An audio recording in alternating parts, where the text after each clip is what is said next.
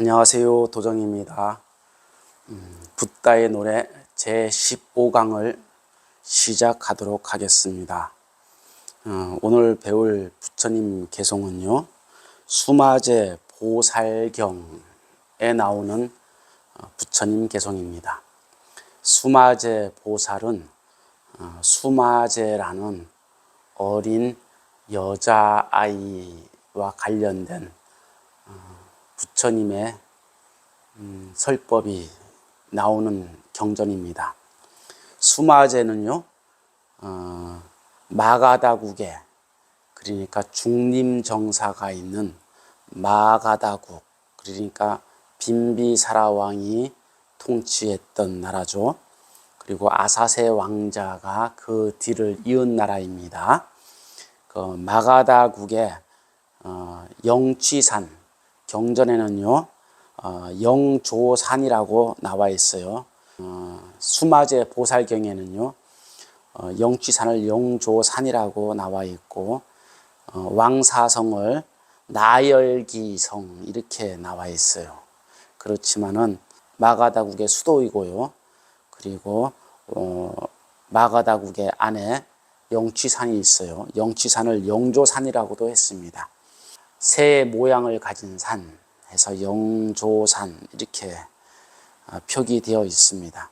마가다국의 사위성에는 우가라는 장자가 있었다고 합니다. 우가라는 장자에게는 딸이 하나 있는데요. 그 딸이 수마제였습니다. 그 장자가 부처님께서 영취산에 1250명의 제자 보살과 함께 계셨을 때 아마 딸을 데리고 부처님을 뵈러 갔던 것 같습니다. 8살짜리 딸 혼자서 갔을 일은 없지만은 경전에는 어찌되었든 수마제가 부처님을 찾아 뵈었다고 나타나니까 아마 아버지를 따라서 영조산으로 가지 않았나 싶습니다. 수마제 보살에 관련된 경전은요, 금방 오늘 배울 수마제 보살경이 있고요, 수마제경이라고 따로 있습니다. 수마제 보살경은 수마제라는 여자아이가 8살 때 부처님을 만나 뵙고 궁금한 것을 여쭙고 부처님의 법문을 들었던 내용이 수록되어 있고요. 수마제경에는요, 수마제가 18살이 되어서 시집가서 벌어지는 일, 시집가서 부처님을 모시고 법회를 열었던 일이 이제 인연이 되어서 경전이 설해진 그런 인연이 있습니다. 그러니까 수마제에 관련된 경전이 크게 8살 때, 18살 때 이렇게 2개인데요. 거기에 2개가 더 생겼어요. 이경이라고 그래요. 이것을 갖다 이경, 다를 이자 써서요, 같은 경전을 다르게 번역했다는 소리죠. 수마제 여경이 있고요, 묘해 보살에 관련된 경전이 있어요. 묘해 보살에 관련된 경전은 우리가 앞에 대보적경에 묘해 보살 법회를 배웠습니다.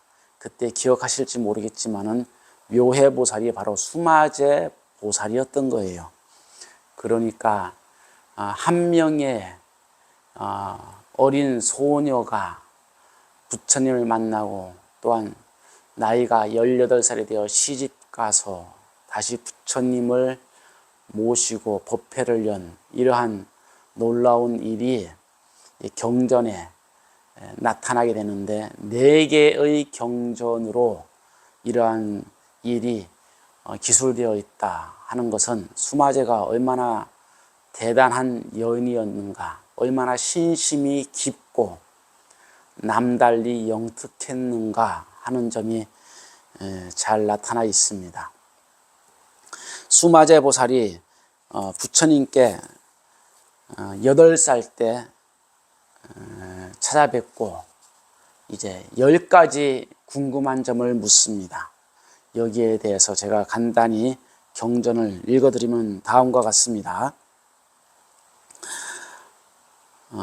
그때 나열기성 대국에 한 장자가 있었으니 이름은 우가였다. 우가에게는 딸이 하나 있었는데 이름이 수마자였다. 딸의 나이는 8세였는데 여러 세상을 지나면서 과거 세상에 무수하게 많은 백천 부처님을 받들어 섬겨 쌓은 공덕이 헤아릴 수 없을 정도였다. 그때 수마제는 나열기 대국으로부터 출발하여 용조산의 부처님 초소에 와서 부처님 앞에서 얼굴을 숙여 부처님 발에 예배하였다. 예배를 마치고 곧 한쪽에 서서 한 마음으로 두 손을 모으고 부처님께 아뢰었다. 원컨대 여쭙고 싶은 일이 있습니다. 부처님께서는 좋은 방편으로 저의 의심을 풀어주소서. 때 부처님께서는 말없이 곧 그녀의 뜻을 알아차리시고 부처님께서는 수마자에게 말씀하셨다. 묻고 싶은 것이 있으면 마음대로 물어라.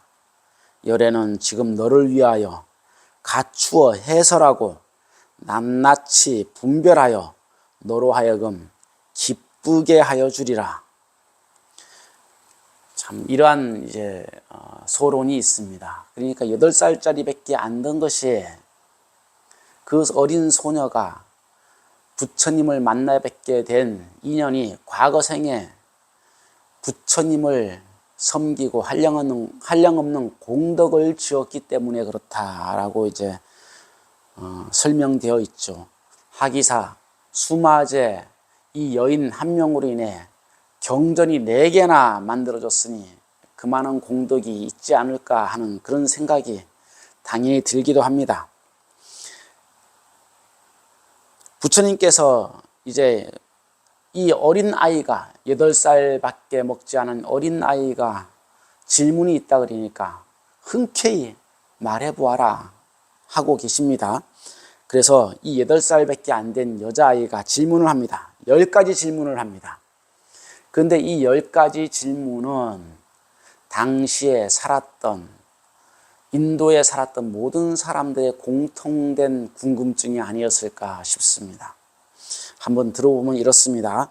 첫 번째는 보살이 어떻게 하면 태어난 곳마다 사람들이 보고 기뻐하게 됩니까? 하고 첫 번째 궁금증이 있습니다. 이 첫 번째 궁금증은 쉽게 풀어 말하면 태어나는 곳마다 사람들이 그 아이를 보면 너무나 기뻐한다는 거예요. 이 아이가 커서 자라도 그 사람만 보면 기쁘다는 거예요. 즐겁고 기쁘고. 어떻게 하면 그런 사람이 될 수 있을까요? 이렇게 묻는 거예요. 어떤 사람은 보기만 해도 기쁜 사람이 있어요. 행복해지는 사람이 있어요. 편안해지는 사람이 있어요. 반면에 어떤 사람은 보기만 해도 짜증나는 사람도 있어요.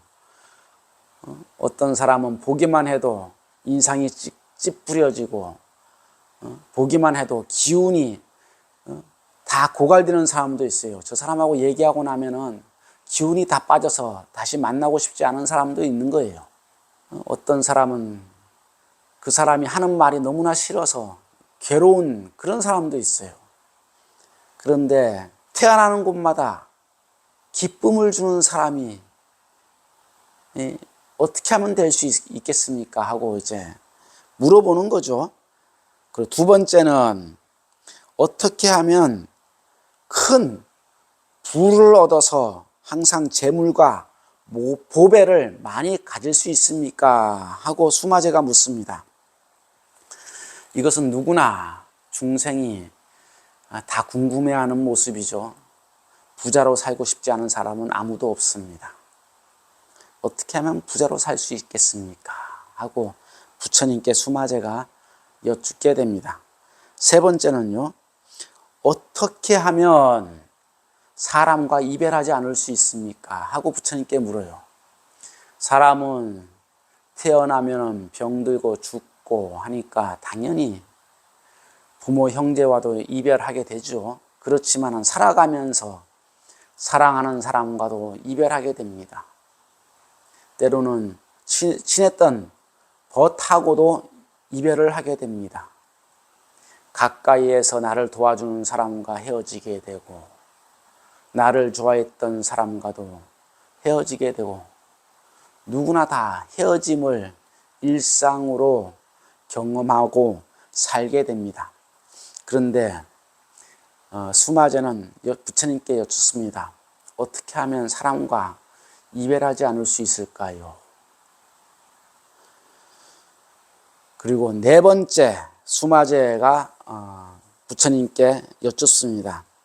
어떻게 하면 어머니 태에 들지 않고 항상 일천 꽃잎 속에 화생하여 법왕 앞에 설 수 있습니까?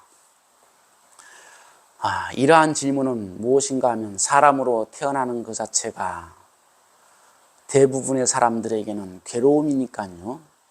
부유하게 태어나지 못하고 귀족으로 태어나지 못한다면 인도의 그 시대 상황에서의 보통 사람들은 괴로울 수밖에 없죠.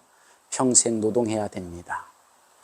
평생을 농사를 지어야 되고 평생을 남의 하인으로 살거나 소장농으로 살거나 괴롭힘을 당하고 살거나 때로는 배고픔과 추위와 병에 시달리고 살아야 합니다. 이러한 보통 사람들은 당연히 다시 태어나지 않고 당연히 화생하여서 하늘 세계에 태어나서 부처님을 만나 뵙고 또한 행복한 늘상 즐거운 삶을 살고 싶어 하는 것이 인지상정일 것입니다. 그래서 수마제 보살은 묻습니다. 어머니 태에 들지 않고 일천의 연꽃에 화생하여서 법왕에 나와서 뵐 수 있겠습니까? 하고 여쭙는 것이죠. 다섯 번째 또 수마제가 묻습니다. 싱족통을 얻어서 헤아릴 수 없는 억만의 국토로부터 저 세계에 가서 여러 부처님께 예배할 수 있겠습니까? 하고 또 묻습니다. 사람들은 신통력을 갖기 원해요. 하늘의 세상, 하늘에서 온 세상을 다 내려다볼 수 있는 그런 천안통도 갖기를 원하고 온 세계에 다 가지 못할 곳이 없이 다 돌아다니고 싶은 신족통도 갖기를 원합니다. 그리고 또 여섯 번째 궁금한 것이 있습니다. 어떻게 하면 원수나 침해하는 자와 질투하는 자가 없게 되겠습니까? 살다 보면 원수도 생기고 미워하는 사람도 생기고 질투하는 사람도 생기고 시기하는 사람도 생깁니다. 그리고 나의 이익과 나의 재산을 침탈하고 침해하는 사람도 생깁니다. 도둑도 생기고 강도도 만나게 되는 것입니다. 어떻게 하면 이런 일이 없겠습니까? 어떻게 하면 이런 환난을 당하지 않을 수 있겠습니까? 하고 부처님께 여쭙는 것입니다. 일곱 번째 수마제 보살은 또 묻습니다. 무슨 말을 하든 그 말을 듣는 자가 믿어 복종하고 기뻐하여 받아 행하게 되겠습니까? 사람이 덕이 있으면 무슨 말을 하든지 사람들이 잘 받아 섬깁니다. 그 말을 잘 받아서 따라 행하고 스스로 복종을 합니다. 그 덕이 있어서 그렇죠. 어떻게 하면 이러한 사람이 될 수가 있겠습니까? 하고 부처님께 여쭙는 것입니다. 그리고 여덟 번째 궁금한 것은 어떻게 하면 재앙과 죄가 없어서 어떤 선행을 지어도 파괴하는 자가 없게 되겠습니까? 그러니까 궁금한 것은 살면서 재앙도 없고 죄 지은 것도 없어서 내가 선행을 지으면 선행 짓는 대로 그대로 선행의 과부가 왔으면 좋겠는데 항상 그렇지가 않죠. 선행을 지어도 죄를 짓는 것과 동시에 하기 때문에 그 선행이 파괴되기도 하죠. 어떻게 하면 내가 지은 선행이 파괴되지 않을 수가 있겠습니까? 이렇게 수마제가 부처님께 여쭙게 됩니다. 9번째는요. 어떻게 하면 악마가 그 기회를 노리지 못하게 할 수 있겠습니까? 그럽니다. 살면서 악마의 유혹에 이끌리지 않기를 바라고 마구니에 방해가 없기를 바라죠. 삼재팔란도 마구니에 장난으로 우리는 생각을 합니다. 어떤 사람은 그래요. 내 일평생이 삼재였다. 그런 말도 하기도 합니다. 우스갯소리지만 인생을 살아가면서 힘들지 않은 때가 어디 있겠습니까? 항상 행복할 수만은 없는 것이고 행복하다가도 안 좋은 일이 생기고 재앙도 생기기 마련입니다. 그래서 악마의 마구니의 방해가 어떻게 하면 없을 수가 있을까요? 하고 부처님께 여쭙는 것입니다. 그리고 마지막에 10번째 묻는 것은 목숨이 마칠 때 어떻게 하면 부처님께서 나타나서 경법을 설해주고 고통받는 곳에 떨어지지 않게 될 수가 있겠습니까? 하고 궁금해합니다. 그러니까 경전에 이렇게 나와 있어요. 이때 부처님께서는 수마자에게 말씀하셨다. 네가 여러에게 묻는 뜻이 이처럼 훌륭하다니 참으로 통쾌하구나. 네가 듣고자 하거든 자세히 듣고 잘 받아서 잘 생각해야 하느니라. 내 마땅히 해설하여 주리라. 이러면서 부처님께서 매우 기특하게 여기시면서 그 질문을 아주 통쾌하게 받아들이시면서 칭찬하시면서 잘 설명해 주시고 계십니다. 일반적으로 8살짜리 여자아이가 이러한 것을 묻는다면 어떻겠어요? 혹시나 알아들을까 하고 걱정을 해서 아마 쉽게 간단히 설명하고 말았을 거예요.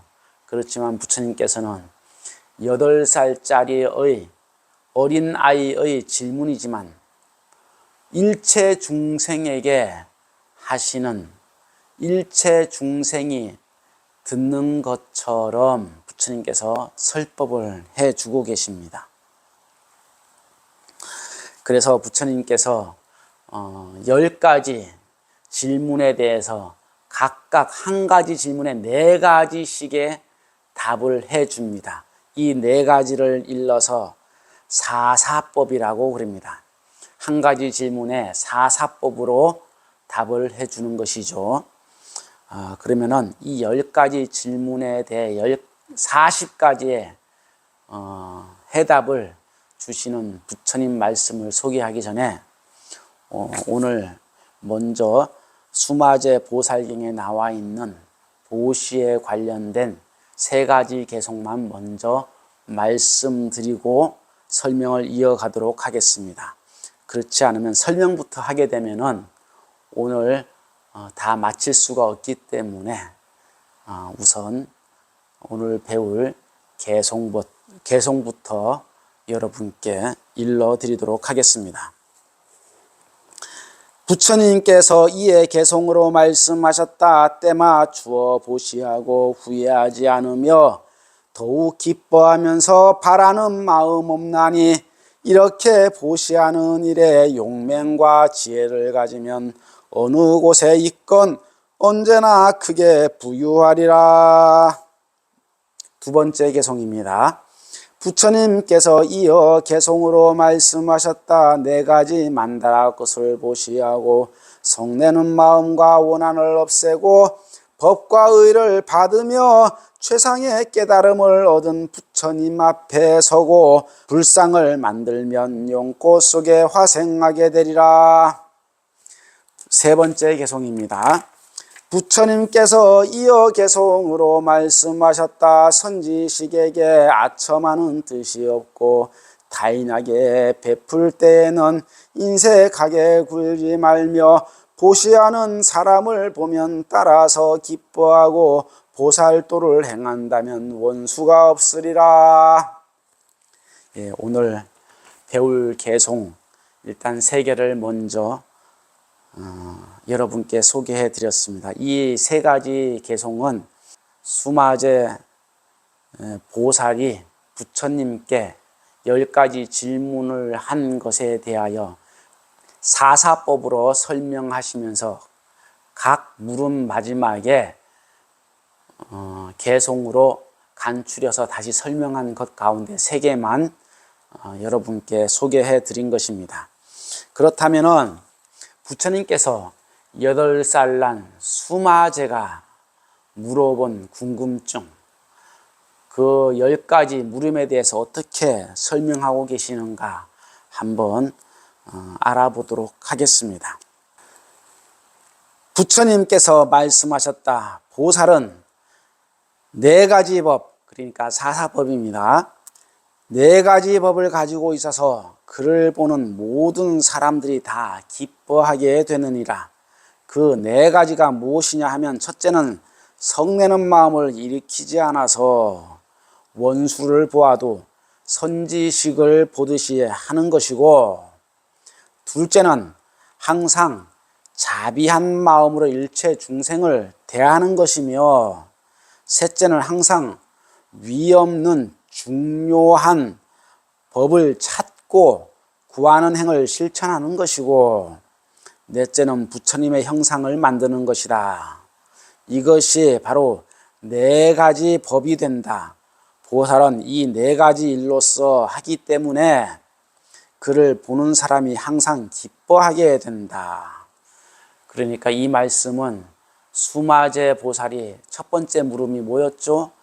자기가 태어날 때마다 사람들이 보고, 사람들이 나를 볼 때마다 어떻게 하면 다 기뻐할 수가 있겠습니까? 거기에 대한 해답이 되겠습니다.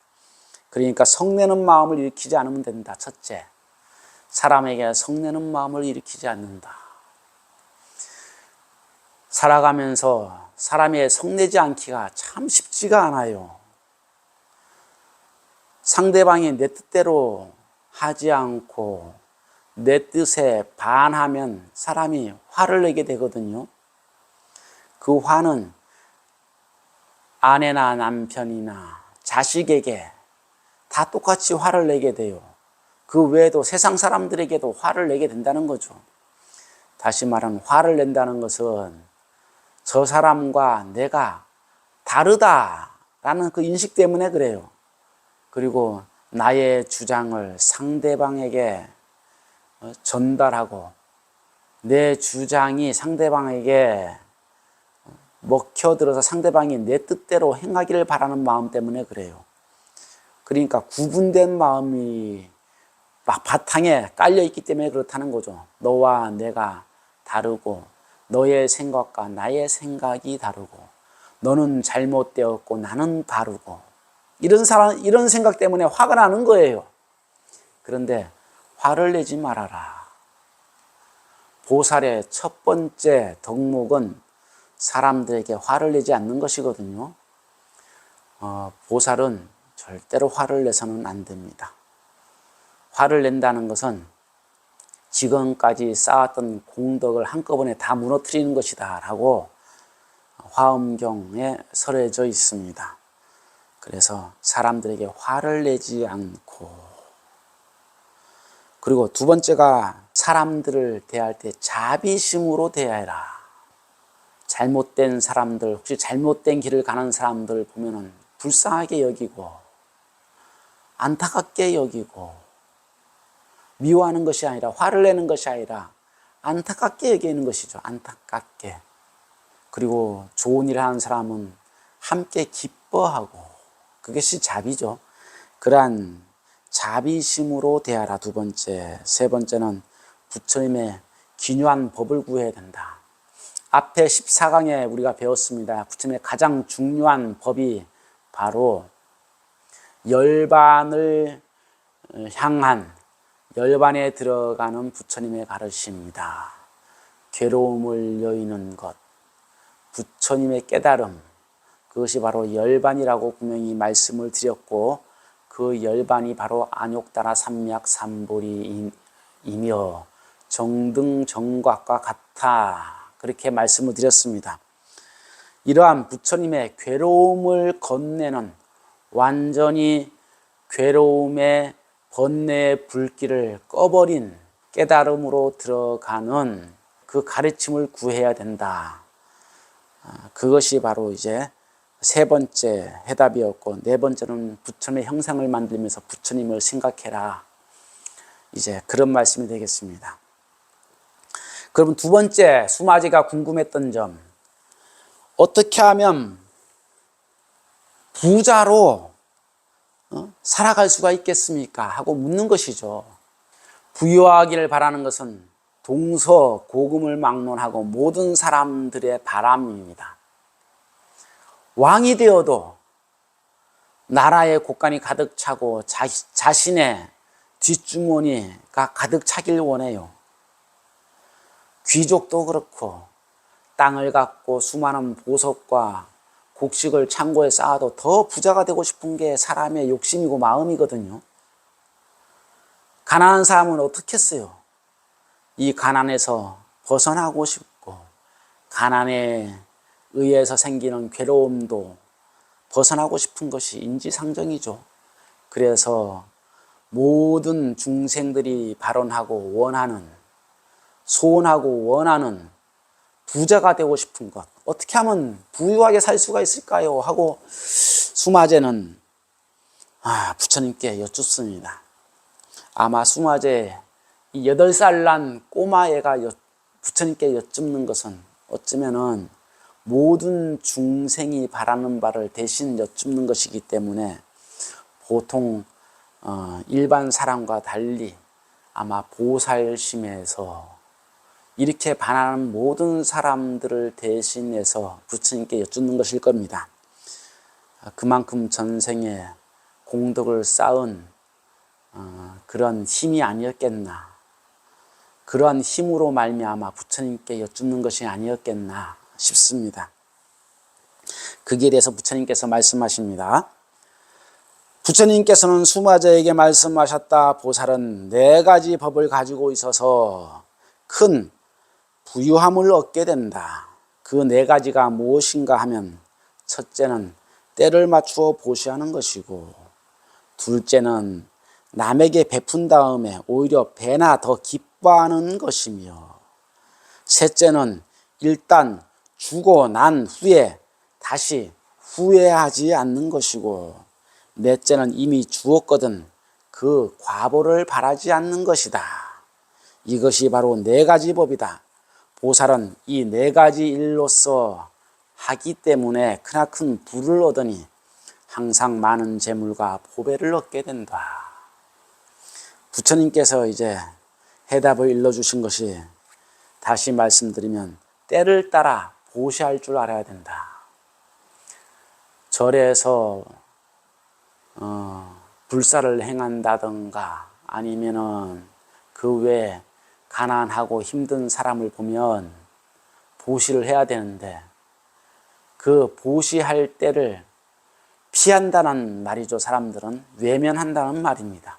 그러지 말고 보시해야 할 때가 닥치면은 외면하지 말고 보시해라. 그러한 마음이 있어야 된다. 그것이 첫 번째 부자가 되는 방법입니다. 그리고 두 번째는 일단 남에게 베풀었으면 베풀고 난 다음에 기뻐해야 된다는 거예요. 베풀 수 있어서 너무나 좋다. 이러한 기쁨에 춤이라도 출 수 있어야 된다. 이제 그것이 두 번째 가르침이었습니다. 세 번째는 보시하고 난 다음에 후회하는 일이 없어야 된다. 사람들은 보시한 다음에 후회하는 경우가 종종 있어요. 내가 보시하기 전에는 사람들이 나에게 잘해주더니 보시하고 나니까 자기를 못 본 채 하더라. 스님들도 그러더라. 이런 생각을 갖고 스님들께 절에 보시한 다음에 보시를 후회하는 경우도 있어요. 그리고 보시를 했더니만 그 보시를 가지고 자기 뜻대로 사용을 하지 않더라, 이런 생각도 갖게 된단 말이죠. 보시를 했는데 자기를 높이 떠받들어 줘야 되는데 그렇지 않더라, 괜히 보시했다, 이런 생각을 갖기도 한다는 말이죠. 보시하고 나니까 아이고 이거 내가 쓸 돈이 좀 부족하네, 아이 괜히 보시했다, 이런 생각도 갖는단 말이죠. 그래서 부처님께서 말씀하십니다. 보시하고 난 다음에는 결코 후회하지 말아라. 부자가 되는 방법은, 세 번째 부자가 되는 방법은 후회하지 않는 것이라고 부처님께서 가르쳐주고 있습니다. 네 번째, 이미 주었거든 그 과보를 바라지 말아라. 부처님께서 부자가 되고 싶거든 보시한 다음에 과보를 바라지 말아라, 이렇게 말씀하고 계십니다. 지금까지 우리는 보시에 대해서 14강까지 배웠습니다. 그런데 1강부터 14강까지 한결같이 부처님 개송에 나와 있는 가르침이 바로 바라지 않는 마음이에요. 앞으로 배울 보시에 관련된 개송의 내용에서도 여전히 바라지 않는 마음을 강조하실 것입니다. 우리는 늘상 기도를 하고 늘상 무언가 소원이 이루어지기를 바랍니다. 그래서 스님들께 보시를 하고 절에 보시를 하죠. 그런데 그런 바람을 갖지 말아라. 우리는 이러한 바람을 갖다 기도라는 이름을 갖다 붙입니다. 기도라는 것은 자신이 할 수 없는 것을 절대적인 신에 의지해 바라는 것을 기도라 그래요. 그러니까 신에 의지해서 기도하고 기원하는 것을 기도라 그리고요. 또는 불보살님께 의지해서 자신의 소원을 비는 것, 이것도 기도라 그럽니다. 그런데 이러한 기도하지 말아라. 부처님께서 매번 당부하고 계세요. 제발 좀 바라는 마음이 없어야 된다. 우리 불자님들이 늘상 보시를 잘 하면서도 보시에 비해 과부가 적은 것은 바라는 것이 있어서 그렇다. 그걸 알아야 돼요. 그 바라는 마음이 복을 까먹게 만든다, 그 말씀이에요. 초이선사가 이런 말씀을 하셨어요. 중생이 중생인 것은 욕심이 많기 때문에 중생이다. 그런데 욕심으로 칠 것 같으면 부처님만큼 욕심 큰 사람이 세상에 없었다, 그런 말을 해요. 중생의 욕심과 부처님의 욕심은 무엇이 다를까요? 중생의 욕심은 자기 자신, 자기 가족, 자기 자식, 자신의 바라는 바가 이루어지길 원하는 그러한 소원의 욕심이에요. 그런데 보살의 욕심은 어떤 걸까요? 부처님의 욕심은 어떤 걸까요? 보살심을 발언하는 그 발심의 욕심입니다. 모든 사람들이 행복하기를 발언하는 욕심, 어떻게 하면 세상에 부처님의 법이 두루 퍼질 수 있을까? 어떻게 하면 사람들이 법을 통해서 괴로움을 여의고 열반의 세계로 갈 수 있을까? 그러한 발언을 일으키고 그러한 발언의 행을 실천하는 것이 바로 보살의 욕심이거든요. 욕심도 차원이 다른 것이죠. 그러니 복을 받아서 큰 과보를 받아서 부자가 된다는 것은 이러한 보살심을 실천할 수 있는 굉장히 큰 계기를 마련하는 것이에요. 보살심이 없는 부자는 부자가 된들 괴로움이에요. 부자가 되어도 누가 내 것을 뺏어가지 않을까 평생을 괴로워하며 살게 됩니다. 걱정, 근심에 하루하루 편할 날이 없어요. 부자면 뭐 하겠어요? 자식이 속썩이고. 부자면 뭐 하겠어요? 나눠줄 줄 모르니 늘상 괴로움 투성입니다. 보시할 줄 모르니 간탐심으로 인해서 마음이 늘상 불안해요. 죽을 때도 눈을 뜨고 부르르 떨면서 눈물을 흘립니다. 아까워서 지금까지 쌓은 재물을 어찌할 줄 몰라요. 이러한 부자가 될 것이냐, 아니면 부자가 되어서 마음대로 행복하게 보살심으로 부유함을 사용하는 그러한 참된 부자가 될 것인가, 여러분은 선택해야 합니다. 여러분은 진정한 부자가 되셔야 되겠어요. 보살심을 행하는 진정한 부자. 재물이 있든 없든 사실은 그러한 보살심에 활용되는 부유함은 작으면 작은 대로 부유하게 쓰고 크면 많은 대로 부유하게 사용할 줄 알아요. 그러한 자유자재한 부자, 진정한 부자가 되는 길을 우리는 배워야 하겠습니다. 그래서 스님들도 불자들에게 기도하라 그런 말 하면 안 돼요. 사실 절에 와서도 보시해라, 보시하면 뭐가 잘 될 것이다, 자식이 잘 될 것이고 사업이 잘 될 것이고 그런 말 하면 안 돼요. 오로지 보살심을 발언하고 부처님 되기를 발언하고 오로지 보살행을 실천하려고 하는 그 초발심을 유지해야 된다. 그 발심을 가지고 살아야 된다 하는 것을 이번 법문을 통해서 배우시고 실천하시길 바랍니다. 그래야 진정한 불자이고 바라는 바에서 훌쩍 뛰어넘는 참된 대자유인이 된다. 그 바라는 것에서 자유로워야 된다. 그런 말씀을 해드립니다. 가끔 가다가 생각만 해도 진짜 있어야 될 것이 있었으면 좋겠다 생각만 해도 불보살님들이 저절로 도와주세요. 그래서 이루어지지 않는 것이 없게 됩니다. 바라는 것 없이 채워지지 않는 것이 없게 된다. 이러한 축복, 이러한 은혜를 얻게 된다. 그것을 여러분이 살면서 체험하시고 체득하시기를 진정으로 발언드립니다. 벌써 제15강을 마쳐야 될 시간이 되었습니다. 다음 제16강에 이어서 수마제 보살의 궁금증을 설명해 드리도록 하겠습니다.